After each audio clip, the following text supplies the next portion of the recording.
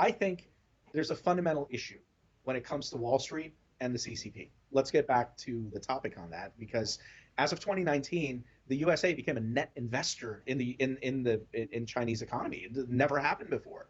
And over the last 2 years, I think there's been something like $400 billion that's been lost in the Chinese economy because the Securities Exchange Commission allowed these, dubious stocks to appear and IPOs to appear on the U.S. market. I'll give you, a couple examples. Like, first one I would say would be, the most recent one, DD Global.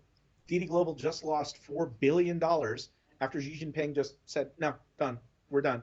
So you effectively take in $4 billion and then you say, okay, it's devalued. Tencent, right? Remember Tencent, that gaming platform, right? Same thing happened. Had a valuation, I want to say almost close to $1 trillion, but it lost almost $344 billion in market cap last month.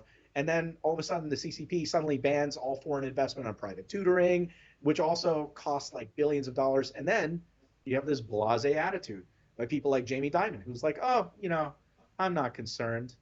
Well, of course he's not concerned, because these guys are investing so heavily in companies that are operating in the Chinese mainland that they don't care. Foxconn, for example, might remove a factory here and there.